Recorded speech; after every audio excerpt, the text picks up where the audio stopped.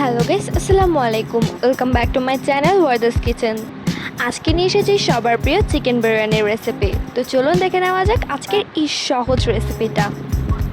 প্রথমে আমি একটি চুলায় কড়াই বসিয়ে তাতে তেল নিয়ে নিয়েছি। আমি এই তেলে আগে বেরেস্তা করেছিলাম, তাই তেলটা এমন দেখাচ্ছে। যাই হোক, আমি এখানে আলুতে সামান্য একটু হলুদের গুঁড়া দিয়ে ভেজে নেব। কালারটা একটু লালচে হয়ে আসলে আমি আলুগুলোকে কড়াই থেকে তুলে নেব। এখন একই তেলে মাংসটাকে ভেজে নেব, তাই মাংসের গায়ে দিয়ে দিচ্ছি সামান্য একটু লবণ। এখন মাংসগুলোকে ভেজে নেব।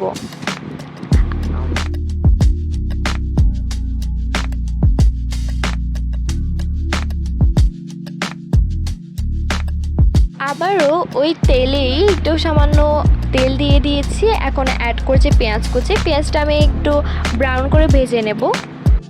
পেঁয়াজের কালারটা ব্রাউন হয়ে আসলেই দিয়ে দিব হাফ চা চামচ আদা রসুন বাটা। অ্যাড করছি মাঝারি সাইজের একটি টমেটো কুচি। এখন এই উপকরণগুলো খুব ভালো করে কষিয়ে নিতে হবে। এখন দিয়ে দিচ্ছি 1 চা চামচ লাল মরিচের গুঁড়া, দিয়ে দিচ্ছি ধনিয়ার গুঁড়া হাফ চা চামচ এবং জিরার গুঁড়া দিয়ে দেবো হাফ চা চামচ করে। এখন সামান্য একটু পানি দিয়ে নেড়েচেড়ে কষিয়ে নেব।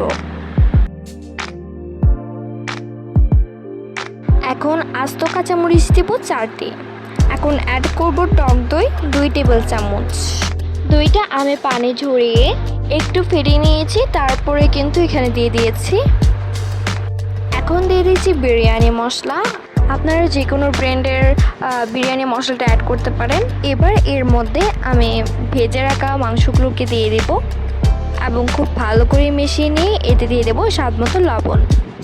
এখন আবারও একটু ভালো করে মিশিয়ে তাতে পানি দিয়ে খুব ভালো করে একটু মিশিয়ে নিতে হবে। এখন ঢাকনা দিয়ে 2 মিনিটের জন্য রান্না করে চুলাটা বন্ধ করে দেবো। অন্যদিকে চুলায় একটি বড় কড়াই বসিয়ে তাতে তেল ও ঘি দিয়ে দিব। এখন আদা রসুন বাটা দিয়ে ধুয়ে পরিষ্কার করে রাখা চিনি গুঁড়া চালটা দিয়ে দিব। এখন হালকা একটু মিশিয়ে তাতে অ্যাড করছি লিকুইড দুধটা আমি হাফ কাপের মতো ব্যবহার করেছি। এখন ভালো করে নেড়ে চেড়ে অ্যাড করছি পরিমাণ মতো পানি। পানিটা আমি একেবারে না দিয়ে হালকা হালকা করে দিয়ে তারপর কিন্তু দিয়ে দিয়েছি। পুরোটা একসাথে দিলে কিন্তু চালটা জমাট বেঁধে যাবে। এখন ঢাকনা দিয়ে ঢেকে দেব। ঢাকনা খুলে পানিটা যখন শুকিয়ে যাবে তখন এতে অ্যাড করব রান্না করে রাখা মাংসগুলো। এখন খুব ভালো করে একটু নেড়ে চেড়ে দিতে হবে।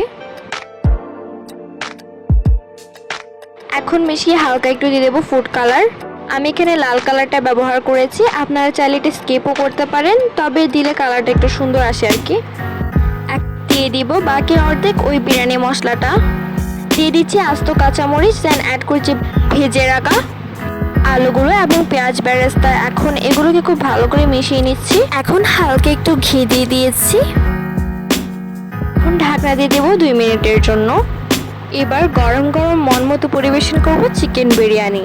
আশা করি ভিডিওটি ভালো লেগেছে। ভালো লাগলে লাইক এবং ফলো করে আমার পাশে থাকবেন এবং কমেন্ট করে যাবেন যে ভিডিওটি কেমন লেগেছে। আজকের মতো বিদায় নিচ্ছি। আল্লাহ হাফেজ।